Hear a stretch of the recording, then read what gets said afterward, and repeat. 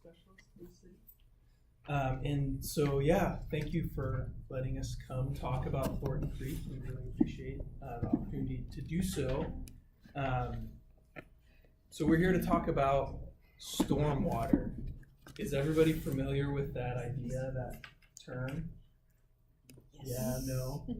Do I have a working definition in the audience, maybe? Isn't it rainwater that goes down drains? Exactly, yeah. Any rainwater that doesn't soak into the ground.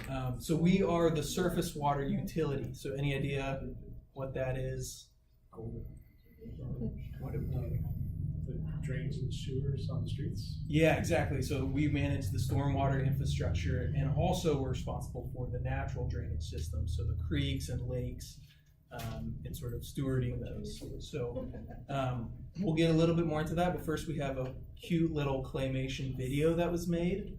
The audience, I think, is like grade school kids, so I apologize if it's a little dumbed down, but I think it explains about stormwater and sort of what we do and why we're here really nicely. So.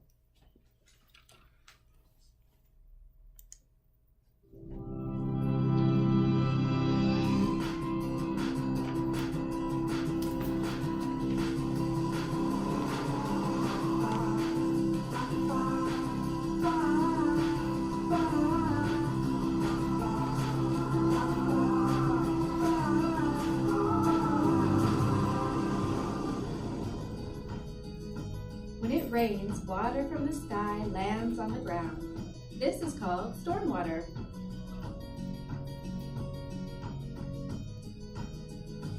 When it lands on pervious surfaces like forests, soils, and wetlands, it filters slowly down and eventually becomes part of our groundwater, streams, and rivers, bringing water to plants and animals like us. When rain, called stormwater, falls on hard or impervious surfaces, it picks up lots of pollution in its path. Things you can see, like litter, dog poo, soap, and oil, and things you can't see, like pesticides, bacteria, fertilizers, and heavy metals. In cities and towns, stormwater runs into gutters and drains, which lead down into pipes. In most cities, the stormwater goes directly to streams and lakes without being cleaned. While in some cities, the stormwater runoff is combined with water people have used and goes to a treatment plant to be cleaned.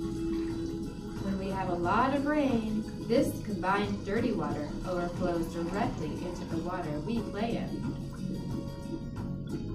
This polluted stormwater runoff can end up in local streams, lakes, and Puget Sound, making animals sick and contaminating the food we eat. Because these pollutants come from each one of us, it will take a lot of different solutions together to solve the problem. Engineers like me all over Puget Sound are working with nature towards solutions to help solve our stormwater problem. And there are things that you can do every day to help keep our water clean. Check vehicles for leaks and fix any you find right away to keep oil off the streets. Plant trees and native plants and use mulch to create natural areas that slow down and filter stormwater runoff, keeping it out of storm drains. When gardening, we can keep pesticides and fertilizers out of the water by using compost instead. Wash cars at commercial car washes where soapy, greasy water is contained and filtered before it moves on, keeping heavy metals, oil, and chemicals out of our streams. And pick up pet waste. Yuck! Who wants pet poo in the water? Pet waste contains bacteria, viruses, and toxins that can find their way into the fish, mussels, and clams that we eat. The big thing to remember with stormwater runoff is we all need to do our part. And though it can seem overwhelming, small actions really do make a big difference. To learn more about what you can do, visit PugetSoundStartsHere.org.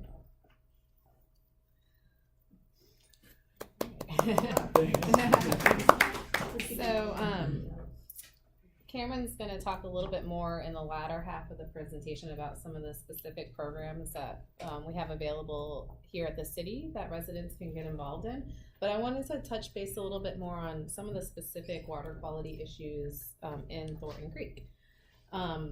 First off, do you all know if we have, the video mentioned combined sewer overflow? Do you know if we have that here in Shoreline? Correct.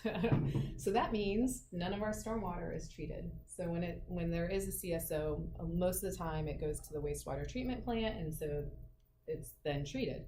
But here we don't have that, so none of the stormwater is treated, which is why stormwater is the biggest source of water pollution in our streams, lakes, and ultimately Puget Sound.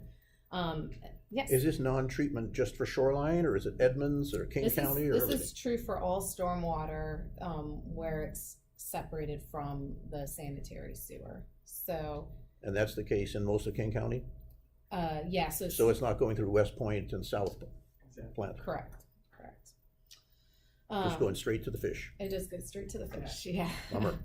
And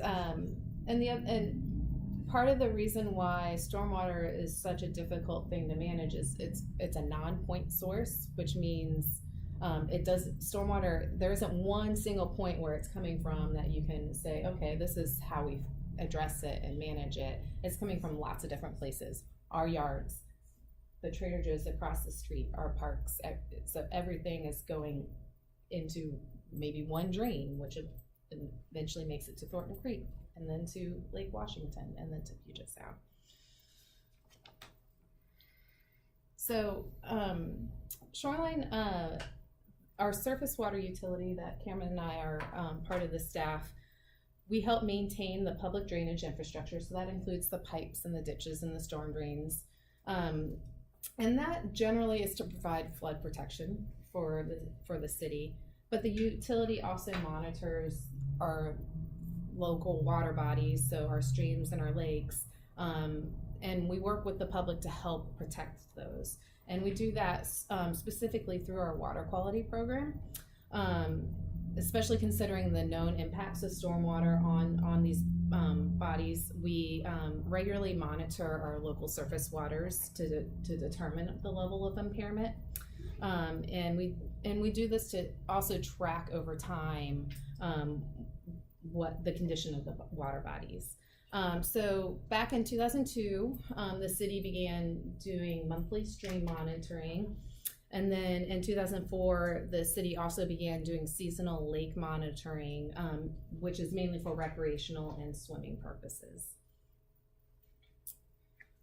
So this map might be a little bit hard to read, but all of these red dots show the various monitoring or sampling points that we go to. Most of these are monthly stream sampling locations. And then there's 2 dots on Echo Lake where we do seasonal lake monitoring, and then there's also 1 dot on Hidden Lake where we do seasonal lake monitoring as well. And so I kind of already touched on this, but the purpose of these monitoring programs is to characterize the state of the water, identify any long-term trends that we're seeing in water quality, and also we have some state and federal criteria that we have to meet as well. So that's why this program exists. Specifically in Thornton Creek watershed, we have 2 different sampling points, one on Thornton Creek just north of Twin Ponds Park, and then one on Littles Creek and Paramount Open Space Park. And then for you guys, Meridian Park neighborhood is there in that red outline. So you are in the headwaters of the Thornton Creek watershed, meaning what we're sampling down there at that TH1 spot just north of Twin Ponds, you have a big impact on what's going on there. We actually go all the way to Aurora, so we also. Oh, okay. So that line's a little bit. Which is Bowling Creek. Yeah, so you extend a little bit into Bowling Creek. So yeah, I just put the line on the edge. That's just following the edge of the Thornton Creek watershed. Yeah. Yeah, so that's the portion of the neighborhood. Yeah. So we've been doing stream sampling since 2002, but in 2007 we started participating in a program that uses the Department of Ecology Water Quality Index scoring method. And so what what this does is it takes various water quality criteria that we sample for, and it puts it into this formula spreadsheet, and it generates this water quality index score for that particular sampling location.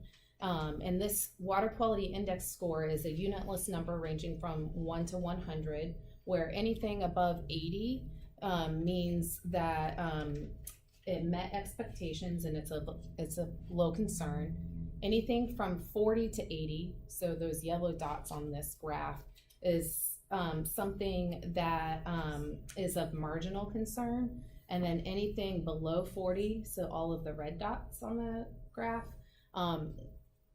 did not meet expectations or did not meet water quality standards, and so that's of highest concern. So as you can see, Thornton Creek has a lot of red and a little bit of yellow and nothing above 80 since we've started this program for a decade now. And so the various criteria that that are used to generate this score are, there's 8 different criteria: fecal coliform bacteria, total nitrogen and total phosphorus, which are nutrients, dissolved oxygen, temperature, total suspended solids, turbidity, and pH. So I'm going to focus on the ones on the left in yellow, because those are the ones that this is the coloring is for our most recent water quality index score from 2017. Everything in the yellow on the left, it was in that 40 to 80 range. Everything on the right was in the 80 or above range, and those 4 tend to stay in that 80 to above range. So temperature, total suspended solids, turbidity, and pH all tend to be in that low concern if they're meeting expectations. But the ones on the left are an issue, and fecal coliform bacteria actually can be the reason why you're seeing low dissolved oxygen. Also, the excessive nutrients of the nitrogen and the phosphorus can be a factor in the low dissolved oxygen levels. And the most common source of the nitrogen and phosphorus in waters is from fertilizer.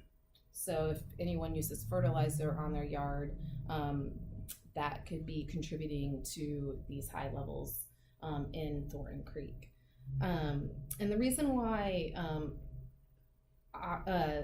they can contribute to the low dissolved oxygen is that those extra nutrients are using up the oxygen in the water to decompose. And so, you know, aquatic organisms and fish need oxygen just like we do. So when other things are using that oxygen, it's not available to the aquatic organisms and the fish. So, and last year, the 2017 Water Quality Index score overall for Thornton Creek was 61, which is actually the highest score that Thornton Creek has received in the last decade of doing this. Just, okay, sure, go ahead. The fecal coliform bacteria, is that from dogs? From Yeah, so the next coyotes, slide I'm from going people? to get a Okay, little bit more never into mind. fecal Sorry, jumping coliform. ahead. No problem. Do I vaguely remember something about dissolved oxygen needing to be about 6, 7, 8 parts per million so the fish can survive? Or does it vary these days? You know, I don't know what the different species require different levels. Yeah. So, But you know, that's an area that's generally lower than it ought to be for us. yes, and generally, and I know that Shoreline is working on. They're going through the process of that where we want to become salmon safe. So this is an area where we're really going to have to address some of these water quality impairment issues in order to achieve that. So fecal coliform. So that is the biggest issue that we see year to year in Thornton Creek, and so it comes from poop, and pet waste is the largest contributor. Now other things like waterfowl also contribute. People, other jurisdictions are starting to see with the homelessness epidemic that homelessness may be a contributing factor as well in some areas. But for this for the most part, most jurisdictions in the Puget Sound area, pet waste, dog poop, is the biggest reason for fecal coliform issues in our local waterways. And the reason why, other than affecting things like dissolved oxygen, it's also not safe for humans, and it's not safe for our pets to come in contact with it because there's harmful things, pathogens in that dog poop. Also, Thornton Creek doesn't end at the shoreline Seattle boundary. It flows down into Seattle and it empties into Matthews Beach on Lake Washington. And Seattle has been battling fecal coliform issues in Thornton Creek for a long time. They actually have to take extra actions to address those issues, and they're never going to be able to fix that unless we start addressing it up here in Shoreline as well. So, what can you do to help? Cameron's going to jump in and talk about that. Fun stuff. Yeah. So we have a couple programs that you can get involved in. So not only in the video you saw, there is a number of actions, a number of things that you can do because stormwater comes from all of us and it comes from all, anywhere that the rain doesn't soak in to the ground. There's a number of different actions we can all take. So, fixing car leaks is huge. Not washing your car in the street where it's going into the drain is another one. Yeah, using less fertilizer on your lawns or fertilizing appropriately. But then there's also, if you want to go the extra measure, we do have a couple volunteer programs. So the first one is the storm drain marking program. So we have these little medallions that say, no dumping drains to stream, stainless steel, have a nice shiny blue little fish on them.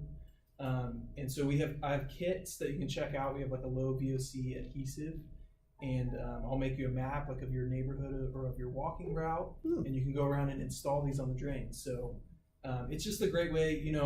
A lot of people do know that these lead to waterways, but a lot of people don't. So this is a cool way to, and storm drains are not the most attractive features, or a lot of times they're hidden, and it's not something you think about. So this is a cool way to kind of make it pop out and just reinforce that message. And it's also a cool way as a community to show that you're a community that values the environment and is an advocate for the environment. Yeah.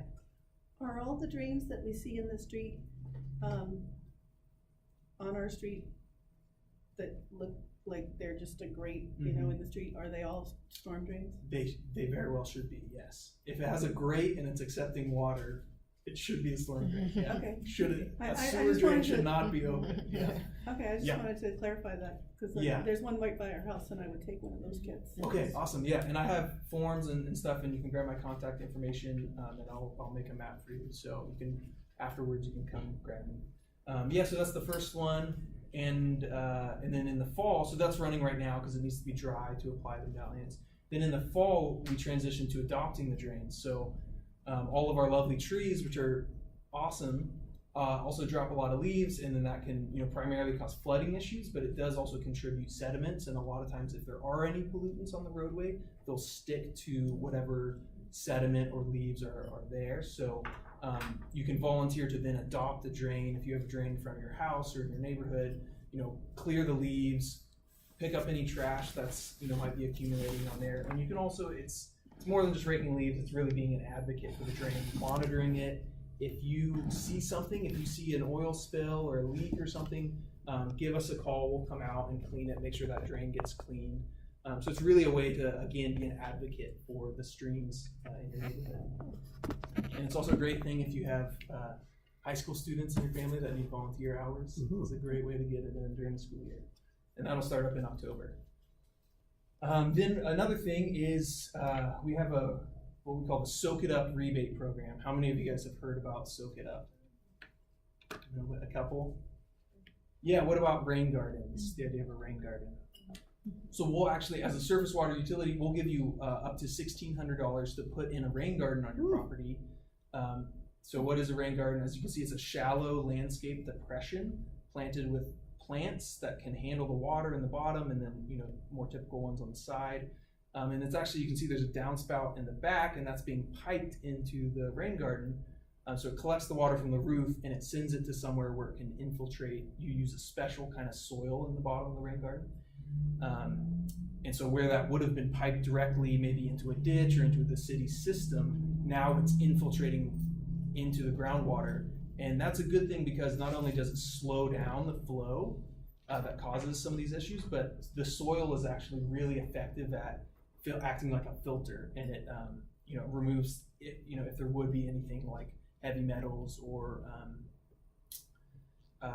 chemicals or oils and hydrocarbons. The soil actually just removes those things. The plants can break some of that stuff down and take it up. So if you're interested in that, the first step is to do a site visit. So I'll come out, we can look at your property, talk about what would work, and then you would submit an application and have it approved before you build. Yes?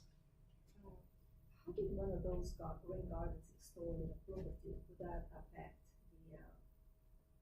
the base of the house, the sink? Right, so we would want to make sure it's located, like you have to be at least 10 feet away from your building foundation. And if you have a basement or something, you wouldn't want to put the rain garden uphill of where your basement stuff is. So there are limiting things and things you would want to consider. And some sites might not be eligible based on that. But if you do have enough space for it, and you can get it away from the house a little bit, most sites it doesn't cause an issue. Yeah. Is there anything that when it's no water in the bottom, do you design them so that they're kind of green, or let's just put it relatively attractive rather than a bit ditch? Totally. This is actually a very misleading picture because most of the time with our rains, you won't see any water because it just soaks right in, especially if we're getting pretty low level rains. Unless we've been getting heavy rains for a couple days in a row, then you might see a little bit of ponding. So this is kind of atypical and misleading. So yeah, you would plant it. A lot of people will use like a sedge or a rush sort of ground cover that's water tolerant, that'll kind of spread in the bottom, but also a lot of those shrubs there are pretty small, and as those grow in, it's really flexible with the design. You can work it into an existing landscaping bed. You can incorporate, rock or a little bridge, and the plant design is really, what works in your space and what's going to be tolerant of the temporary ponding. And then we also will give you a rebate for what we call native vegetation landscaping. So this is removing grass, like on this property, they remove the front lawn, or you can also remove hardscape surface. So if you have an old gravel pad or an old cement pad that you want to remove, you can replace it with a planting bed where you've gone in, you've ripped out that surface or that lawn. A lot of lawns in our area, they were built over really compacted subsoils, and the root masses, they build up really thickly over time. And so they actually don't infiltrate very much water. So what we have you do is rip that out, actually till up the underlying soil, mix in compost, replant with a mixture of native plant species, and then add a wood-based mulch on top. So that's kind of recreating what the forest soil would have been like before it was developed, which allowing more water to soak into the ground. So we'll give you a rebate for that as well. So it's $2 per square foot. You have to do at least 400 square feet. And up to 800 square feet. So for the rain garden, that's actually measuring the area of the roof or of the driveway that's collecting the water to send to the rain garden. And for the native vegetation, that is the square footage of the feature that you're replacing on the ground. So if you're interested, grab my card. I have some flyers about it as well, and you can set up a site visit. And then there's pet waste. And we're really just talking about dog poop. So do I have any other fellow dog lovers and dog owners in the room? Do we know where to throw away or dispose of dog poop? Okay, we carry a bag in your bag. A bag, yes. And a biodegradable bag? Biodegradable bag. Yeah, I actually prefer to use bags that don't say biodegradable because some people get confused and just chuck them in the bushes. So it's better. I prefer, especially if I'm giving away bags, that have ones that don't say biodegradable and they're bright colors so people know that it goes in the trash. So the best way in a dense environment like shoreline where we have a lot of dogs, the best way is to bag it, plastic bag, and throw it in the trash. It's essentially raw sewage. Yes, it will break down, but not at the quantities we're talking about, and a lot of the pathogens and bacteria can live in your yard for up to 4 years. Reinfect pets, they can get trapped in the house. So most people are already good about this, picking up in public, you know, and it is in the code. You could potentially somehow get fined for not picking up after your dog.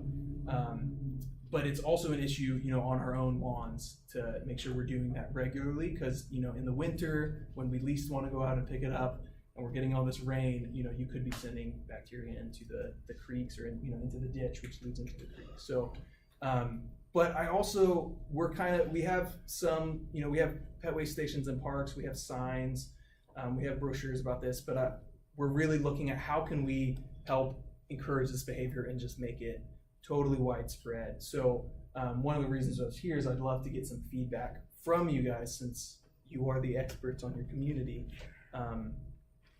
about the first question is just what sort of challenges have you seen in your neighborhood with regard to pet waste, or even maybe personally have you experienced with regards to pet waste? Yeah. Maybe not answering that question, but if I forget, it would be nice to have the bags at the parks or whatever. Totally. Yeah. I try and remember, but sometimes whatever. But I think that for a number of people, I mean, I have pulled out a bag and said,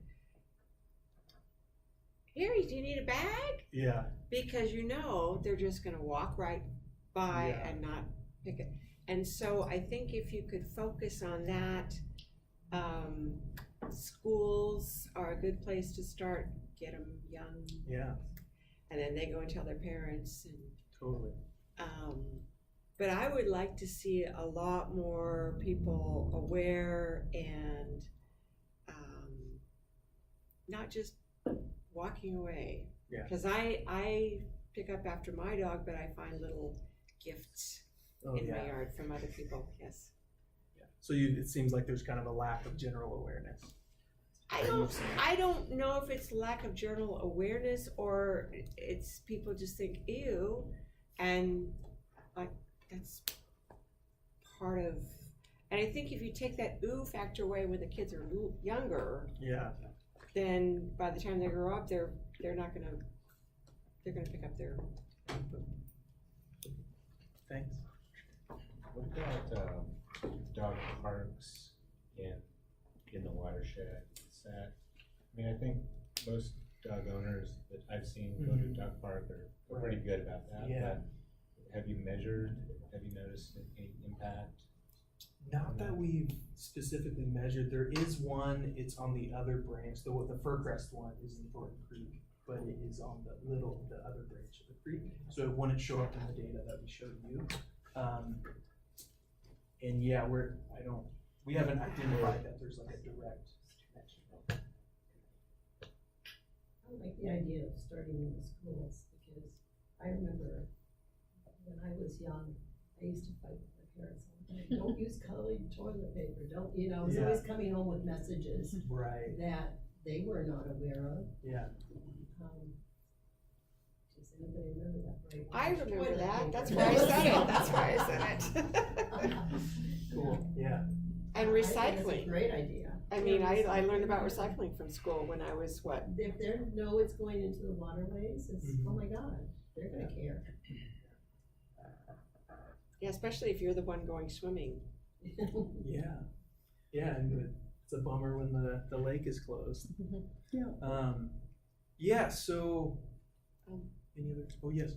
Well, I was just going to say that if there's a way to connect it to fish, because a lot of kids are really studying about fish, salmon, And orcas and stuff. Yeah, totally. the life cycle of salmon in school, you know, in 3rd, 4th, and 5th grade. And that's where the relationship we saw between high bacteria levels and then that feeding the Low dissolved oxygen. leading into low dissolved oxygen. Yeah. Totally. So yeah, it all has an impact. So I guess, are there any strategies besides pursuing the schools that you would encourage the city to pursue, or avenues, creative as they may be? Bag availability Yeah. So just with a sign to remind people. In parks? In parks, In yes. neighborhoods? In parks. Does this seem like a big issue in your neighborhood or not? You haven't noticed so much or? There's always some offenders, and it would be nice to have the baggies there. Mhm.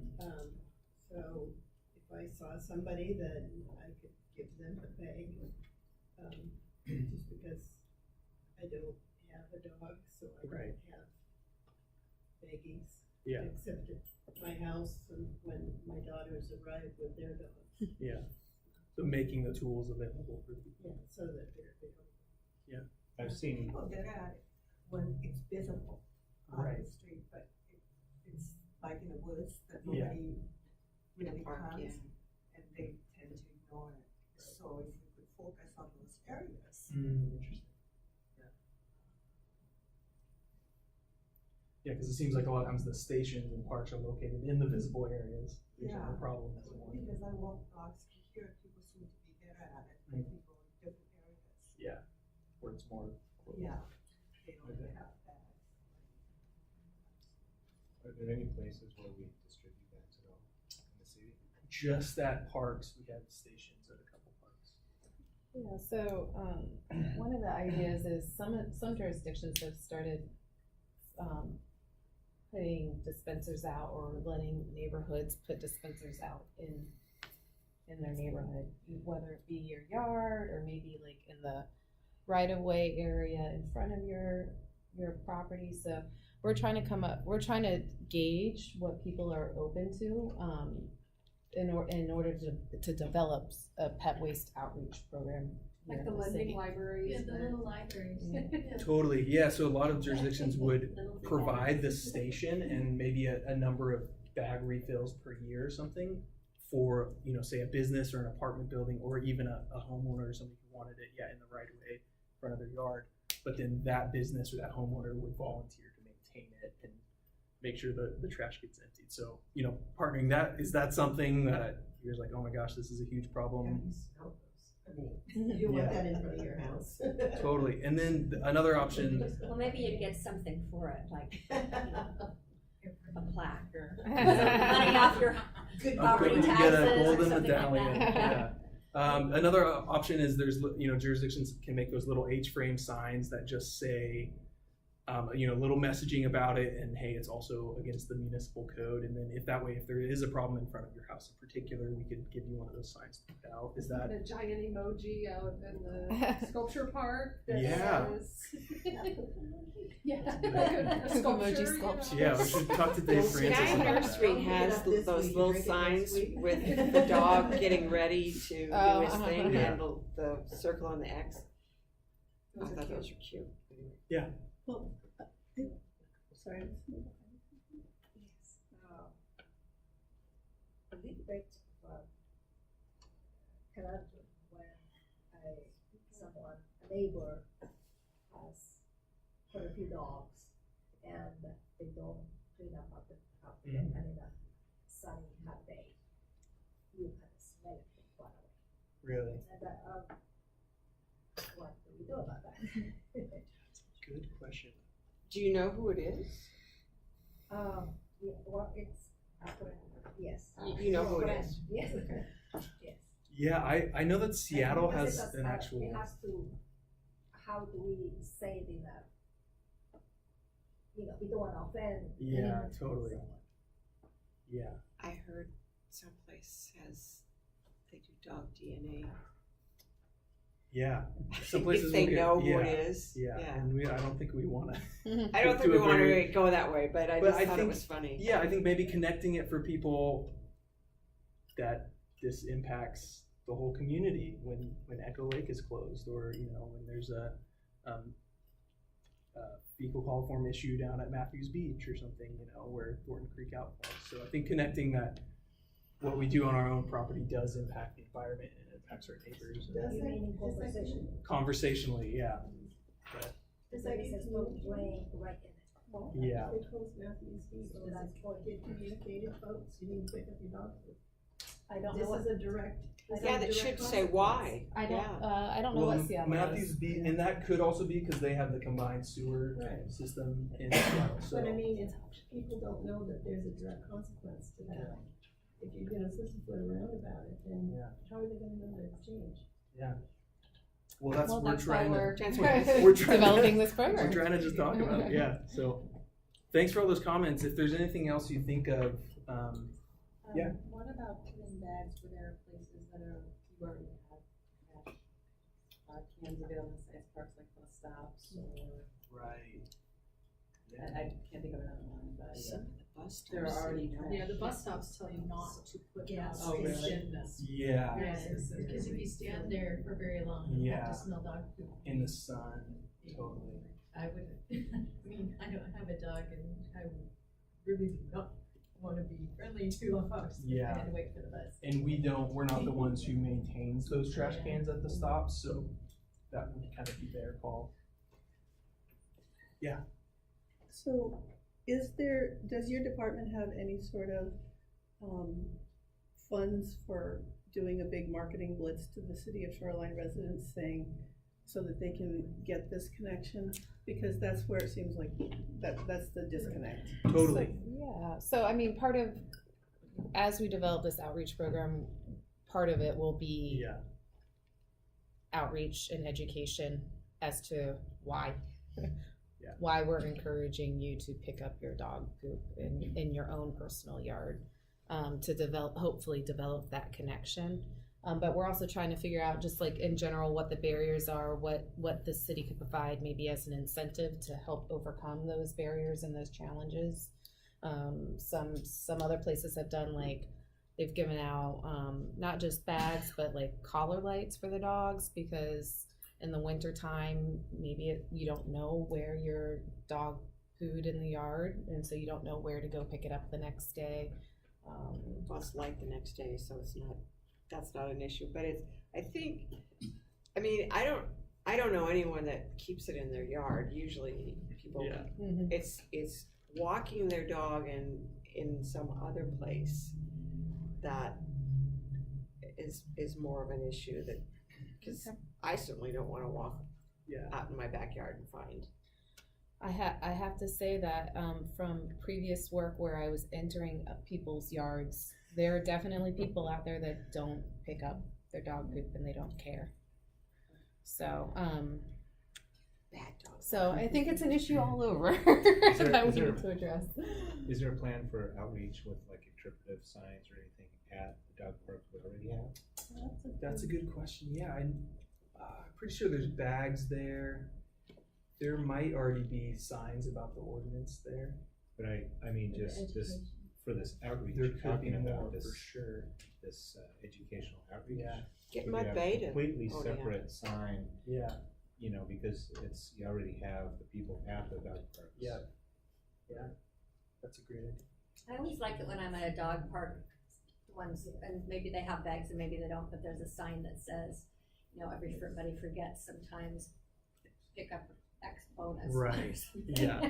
Because it recognizes that everybody Yeah. is fallible and forgets Totally, sometimes yeah, and totally. assumes positive intent. Totally, that's great. Yeah, I think it just seems like right now, people's mindsets are that, it's more of a beauty issue for the community Yeah. and an aroma issue Mhm. rather than a water quality issue. Right. Mhm. So we just need, message. Yeah. Cool. Sign, Yeah. audio, printed matter, Put it in the currents. Yeah. mailings, Yeah. everything, teach your children, Cool. Schools. Well, thank you guys. Yeah, Definitely thank if you you. have any more great ideas. Just a really quick, Yeah. I want to ask about fertilizers. Uh-huh. Oh, yeah. Is there like a best practices There Yes. information that There could be is. Totally. handed out, or? So, Cameron brought this one, but there's also a lot more information on our website about. Yeah, if you're interested, there's a really great booklet that's called Turf Grass Management in the Pacific Northwest. Alternative turf grass Okay, so management. we're just specifically talking about grass. Yes. Lawns. Yeah. Okay, cause I don't fertilize my lawn, but I use. Oh, you're talking about- Rhododendron. okay, yeah. Rose. Yeah, so this, Yeah. and this one also talks about, if you need fertilizer, what to use. I mean, so there's different Yes. resources available with that. That would be a big Yeah. communication. And there's also a booklet called Grow Smart, Grow Safe that you can access from our website that will list a number of different yard care products in order of least toxicity. And I appreciate that. The problem is I have to know what's out there to go looking for it. Mhm. But if you put it in the currents, what most of us read, that it's out there, Mhm. just to give us a tip on what that looks like. So we do occasionally try to do that. There's a did you know in every currents article. And so we kind of, that topic changes each time. So usually we'll try to touch on that annually. Occasionally we'll do an actual article in currents, but maybe we could try to get more articles.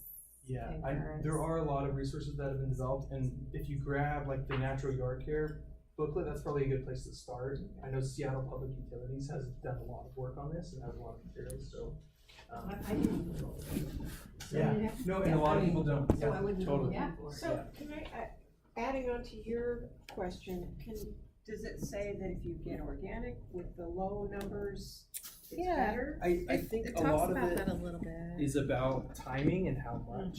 And generally, if you're implementing good soil management practice, adding organic matter back into your soil, you're gonna be able to use less fertilizers in general. And then the ones you do use, if you're applying them in the right amounts at the right times, then it becomes less. Right, but that's beneficial. on the package is how much to put for how much space at what time. Yeah, but Yeah, a lot that's of people the- don't read that and follow that. Yeah. too. And they're gonna read that And that's instead. that's also the manufacturer telling you that, Yeah. as opposed to seeing what the impacts are in the environmental.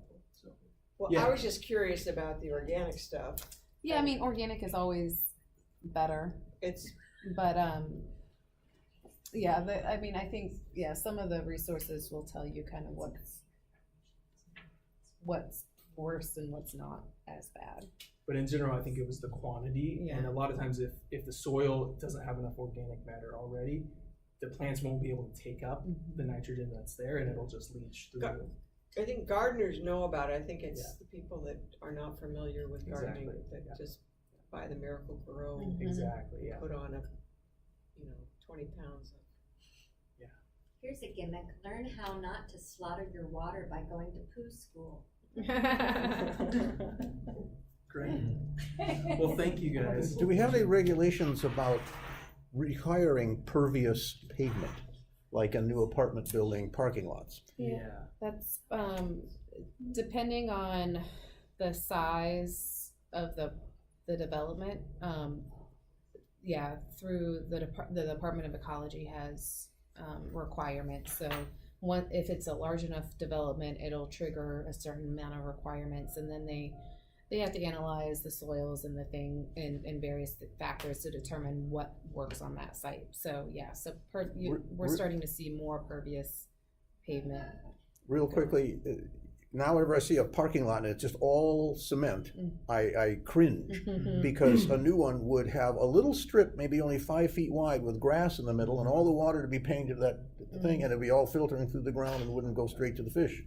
And so it just looks like an anachronism out of the Middle Ages, throwing garbage in the street kind of thing. Totally. So hopefully we'll have more of that. And Yeah, we were required per most cities and counties in the state of Washington have a National Pollutant Discharge Elimination System permit, so an NPDES permit, and that permit required, so Shoreline is a phase 2 permit holder because we're a smaller jurisdiction. Larger jurisdictions like Seattle, King County are phase 1, so they had to implement this sooner. But we had to implement what's called Low Impact Development, or LID code, to require developers to install LID when they're developing, or during redevelopment as well.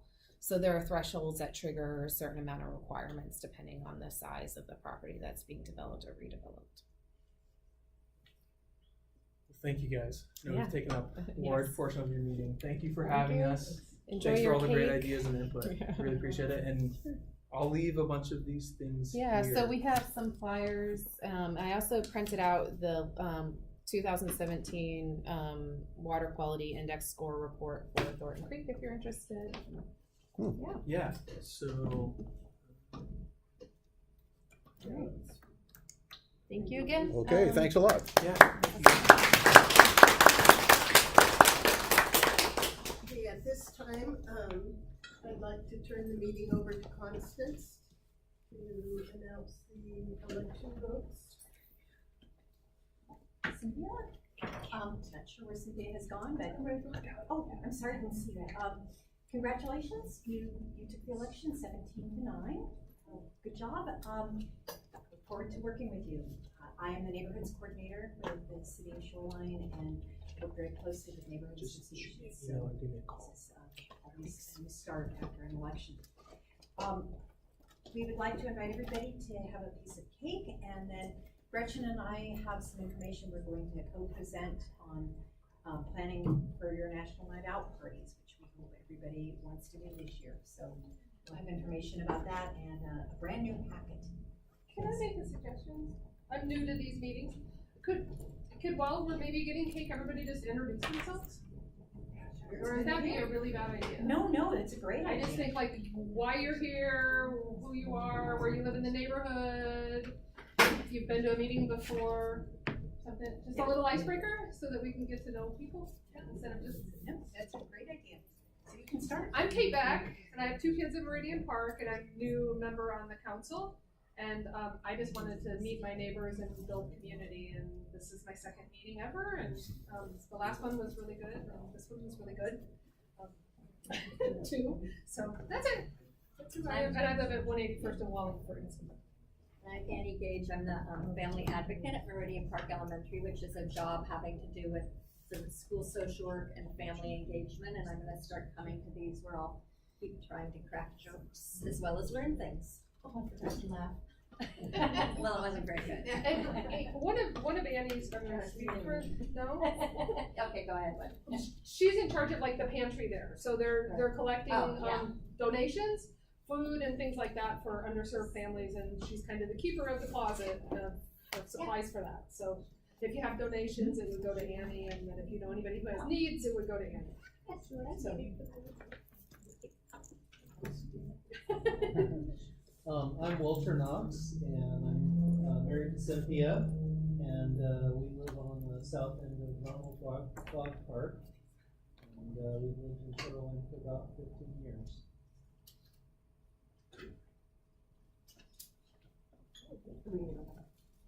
My name is Gina Marie, and I've been living in Shoreline since 2000. And I've been living in Toronto. This also, my interest is to learn about how the city works, getting to know my neighbors, and I am interested on starting a what do you call it, safety watch in my block. I realized that we don't have one, and hopefully this summer do a get to know your neighbor potluck also for the first time.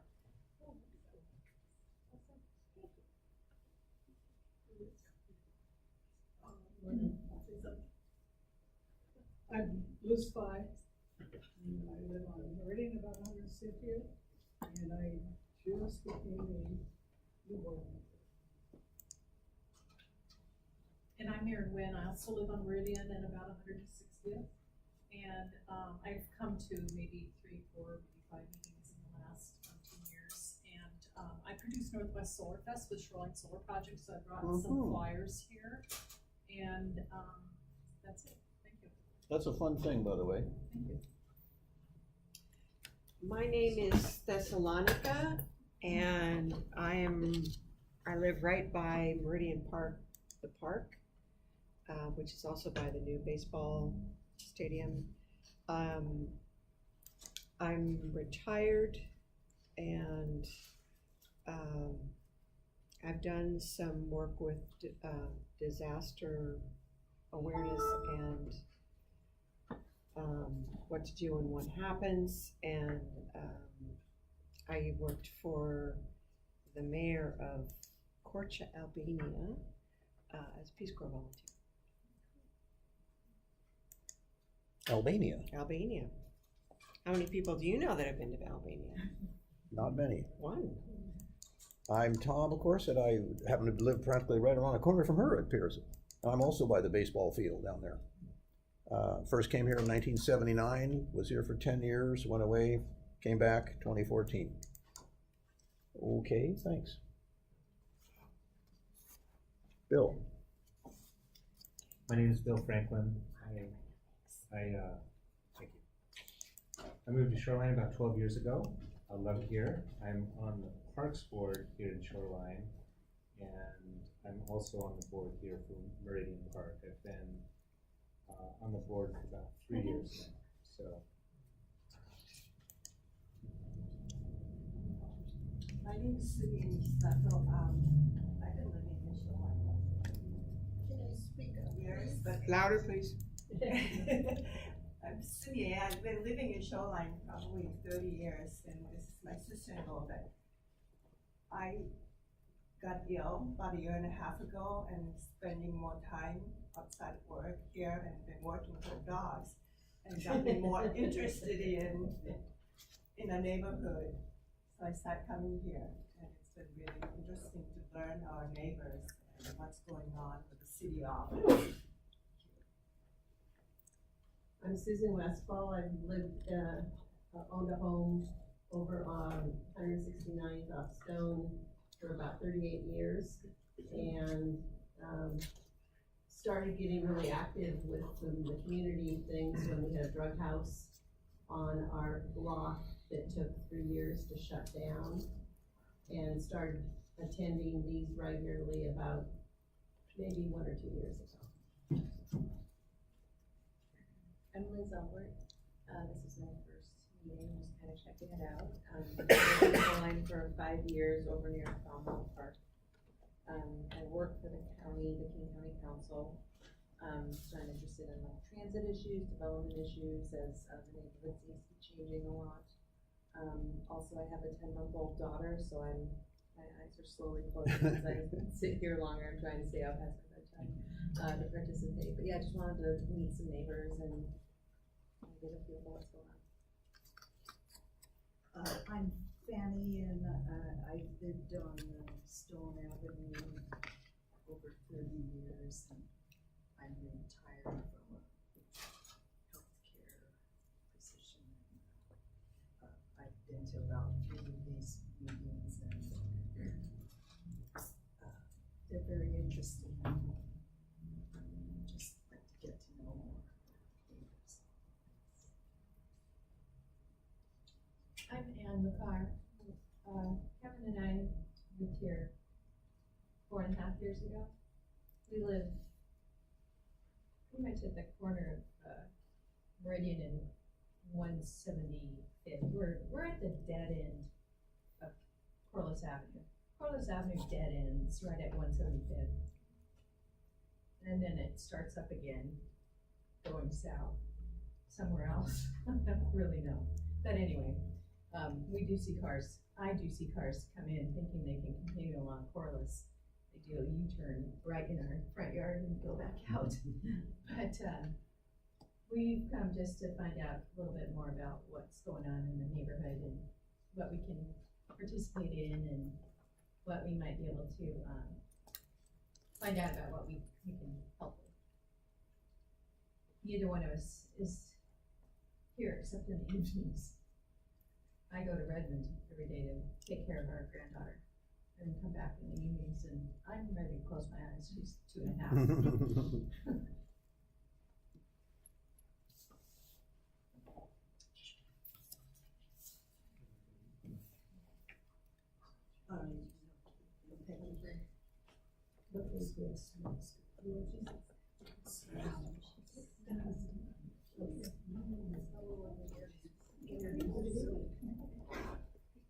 I'm Kevin,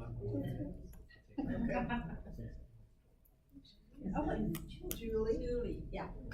Julie Xing. Yeah, I moved here in Shoreline 1.5 years ago. Come over and Cynthia introduced me to this, Marine Park neighborhood association. So I just like learn, because I'm new here, I like learn more about this community, and also I like to help for something. Yeah, if there's need. Yeah. Now you're the That's treasurer. it. Oh yeah.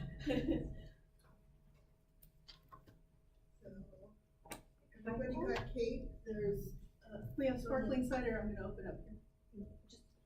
Sorry, the person with the microphone, would you please close the, Oh, yeah. really bright. Just stand up. Yeah. Oh, there we go, right there.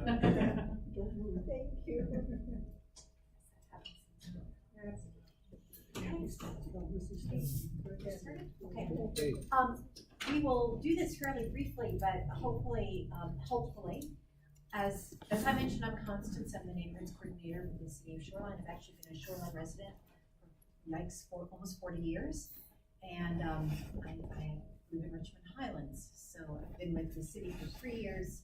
I was the executive director of Friends of Third Place Commons for 8 years before that, so you've probably seen me around. National Night Out is a national phenomenon, and I say phenomenon because it actually, the number of National Night Out parties every year is staggering, and Shoreline is keeping pace with every small city. Last year we had 66 parties on National Night Out itself, 78 block parties that were related to National Night Out from July through the beginning of September. So we really consider this to be a powerful way to bring people together and to share information and to get to know each other's neighbors. And it's really actually a very fun experience. A couple of things there's some handouts here, and I just want to tell you what they are, and then I'm going to go do this as a PowerPoint. There are two things if you're going to a National Night Out party, and I will reiterate this a couple of times. Everybody who is doing a National Night Out party should register it. It is easiest to register online. If you can't do that, we can certainly give you a handout that you can fill out, but it's easy. You just go onto the website, which is listed on pages that you can pick up. It's at the bottom of the page explaining National Night Out. It's very quick, and I'll explain why that's important. If you are going to close your road or would like to close your road, that requires a second step, and that is getting a permit through our permitting department to be able to close your road, and I'll talk about that in just a minute. I have examples of that permit here. And this year, we're a little past test driving this, because I did this at a neighborhood association last week. People have been asking for a long time for us to put together a packet of things that you can use as ideas for National Night Out. That is here tonight. And you are welcome to take one. It has the 2 steps I just mentioned, and then we'll go through it pretty quickly, but it is all here. Any questions along the way, please ask. Do you want me just to go through the PowerPoint, or do you want to? That's okay, I can do it. Okay. I will get started with the PowerPoint, my part of it, and then Gretchen will take over the rest of it. There's a piece to this that feels really important to us this year. As Shoreline diversifies, we've added a page in there we put a page in about how to welcome people for whom English is not a first language. And you can learn more about that. Okay, so step number 1, as I mentioned, register your party with the city. There's the website address, although you can pick that up. The benefits of registration, again, this is for everybody. Your party is scheduled for a visit from city staff and/or Shoreline Police. It is actually really helpful to have people come and visit your party, and you can ask questions if you've got questions about a sidewalk or a question for the police. Last year, with the number of parties we had, we used to team a staff member up with a police officer and they'd go out together. We were stretched pretty thin, and I think that's going to be the trend, but you will get somebody to visit your party. Your party is entered into a drawing for a visit by Shoreline Fire. That is great fun. I know I was at a party that Bill and his daughter were at, and Shoreline Fire brought one of their ladder trucks, put the ladder up, and as all of the adults cringed and the kids cheered, firefighter climbed all the way to the top and waved to us. So it was like, oh. And the other very cool thing is you'll get useful information to share with your guests. We'll deliver a packet to you, to your doorstep, to whoever the host is, in advance of National Night Out, and that will also have a host gift. Last year it was ice cream scoops. I'm not going to give away what it is this year, but something that you can use for your party. If you'd like to close your road for a party, you need to go to this step, which is to submit a permit for road closure. You'll be able to get the permit application from the link that you keep seeing. Pay close attention to what you're required to submit. There's a checklist on the first page of the application. Not all streets can be closed. If you are unsure or have questions about the process, please call this number, and this is all in the packet that I put together before you complete your application. It is really, our permitting department is very, very helpful with this, and a lot of people do choose to close their road. There's some great benefits to that if you want kids to be able to play hopscotch in a place where there's usually traffic. I'm going to go through this and then Gretchen will take over. Top reasons to host a National Night Out party. 1, to have fun. That is probably the most important. 2 is to meet your neighbors. Knowing neighbors is the first step in crime prevention. 3, to increase the sense of belonging in your neighborhood.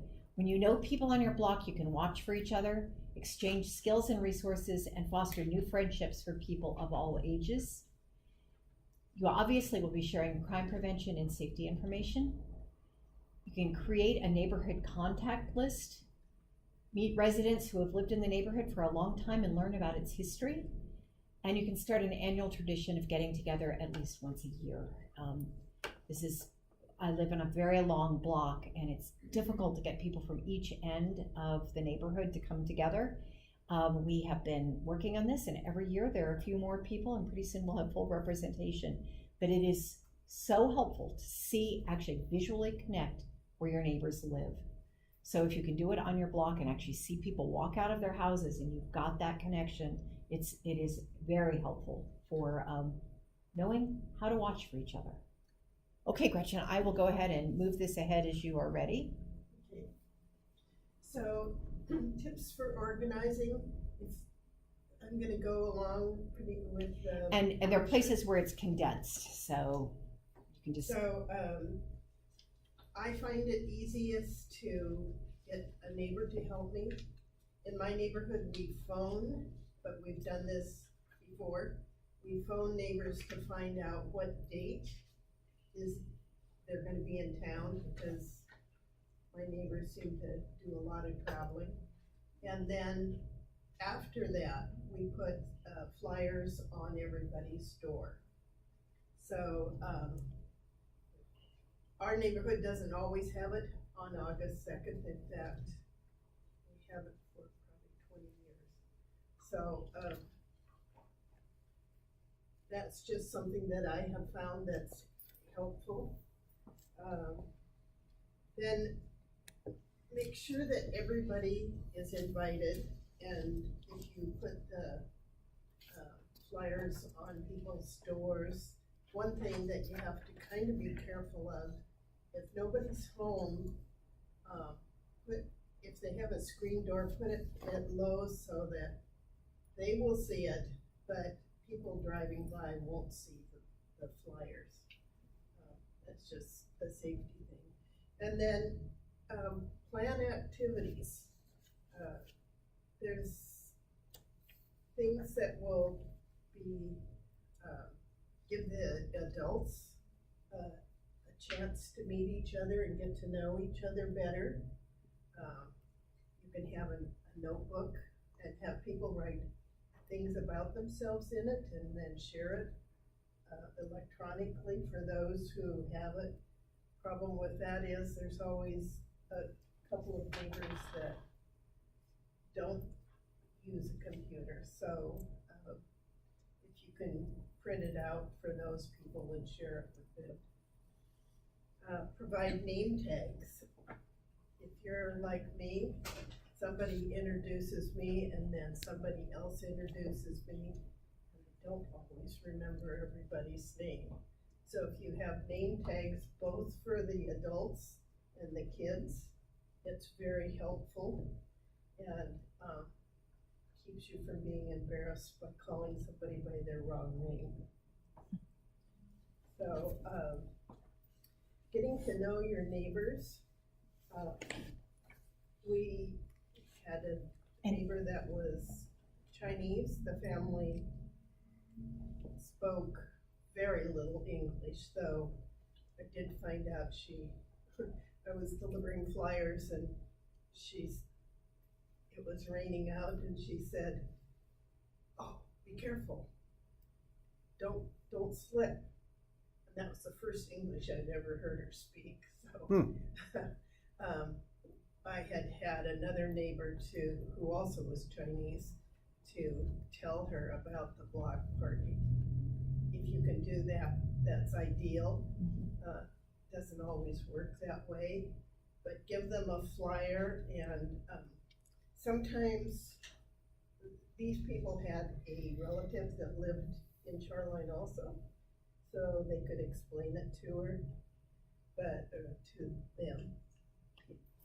So, and I abbreviated this one a lot because it's long, so. Okay. All of this is in the packet if you want to take one. So planning ahead in case of inclement weather, pick somebody's house that has a carport that you can sweep out and move everybody into. We've had to do that a couple of times. You can also use the pop-up tents. The only problem with them is the wind catches them. And unless you are in a protected area, they can fly away. So make sure you weight them down really well.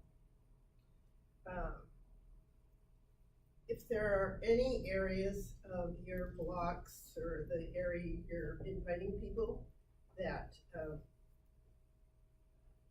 are dangerous, put something around them so that the kids don't fall into them, especially if you're having kids games and they get excited and jump away or run away. No alcohol on the streets. But if you're having it in somebody's carport, if somebody brings a beer, it's private property, so that's okay.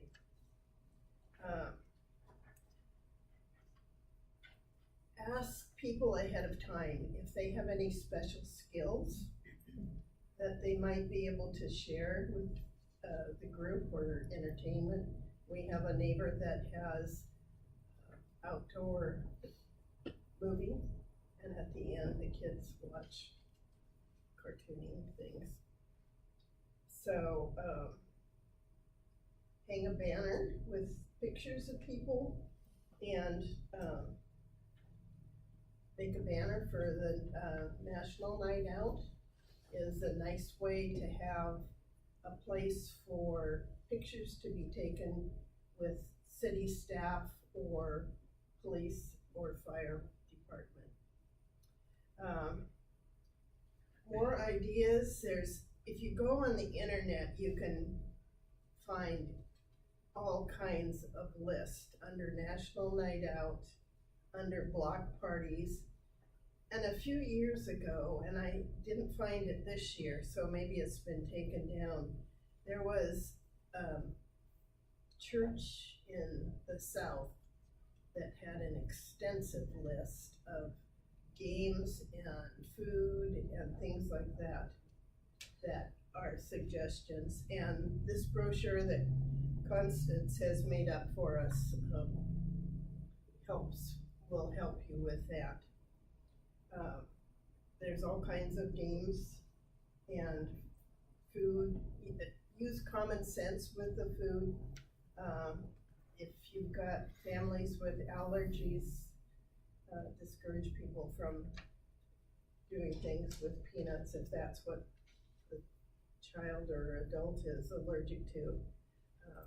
Keep the barbecue away from an area that the kids might be playing in, and provide some activities for the kids. A wading pool if it's a really hot day like we're having today and this week, but you have to have somebody monitor it so that kids don't get hurt or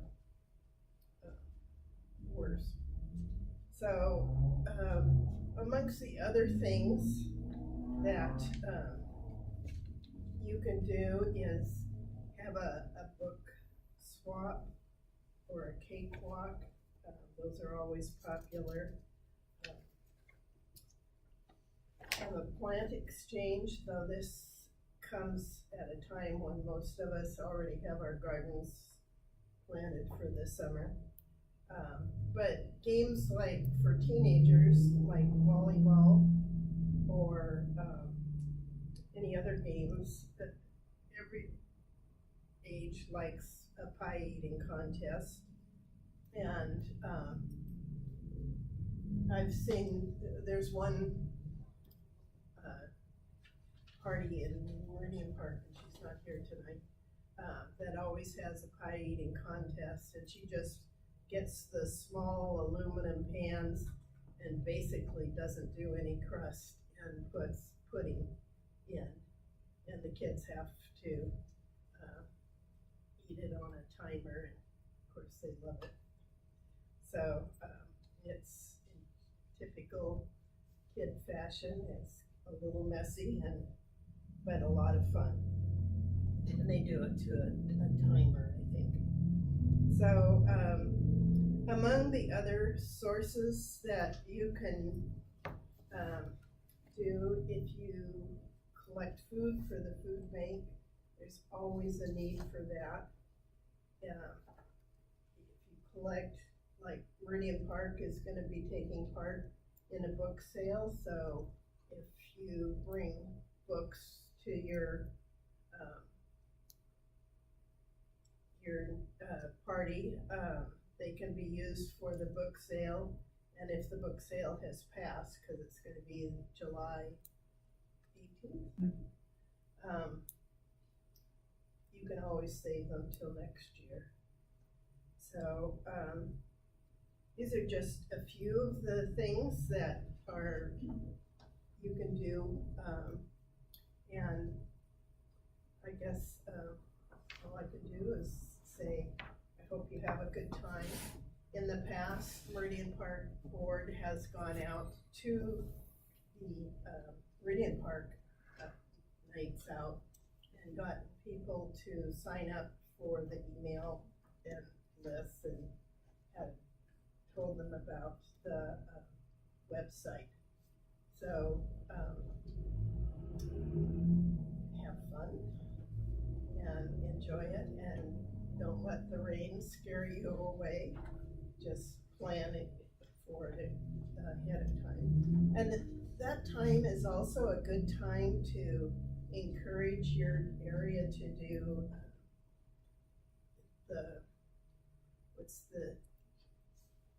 map your neighborhood, which is in preparation for an emergency, earthquake, fire, whatever. So you might think about getting that information out at that time. So that's all I have. Thank you for coming. I'd like to add one more thing quickly. If you are closing your street, there is a permit fee that is waived when you have your neighborhood approved signers sign off on that, because the city provides the neighborhoods with insurance every year. And so now that we have elected officials in place, I'll be checking with them to see if they will be official signers. And if you are filling out that paperwork, you will need to have one of them sign it. So are there any questions? So when is the suggested date for it? Well, the official date is August 7th. August 7th. It's the first Tuesday. But you can have block parties at any time. So take a survey of your area and see how many people are gonna be home at that time, and then pick your date from that. Gretchen, but Yeah. the city support and the fire department, isn't that only on the? It's only on official the night? official night out. Yes. Yeah. Occasionally, we'll be able to work something if somebody's having a really big party, and we could get a patrol officer to stop by or something. But it is. Like it or not. Hmm? Like it or not, the patrol officer Yeah. would stop. My poor neighbors a few years ago, and half the police force showed up, and my partner's like, all your friends are here. So, my neighbors were delighted, actually. We had a pretty serious incident on our block, and they were really relieved to be able to talk through that. So, yeah, and that was not on a regular night, so. So if there are no other questions, thank you for coming. And Okay.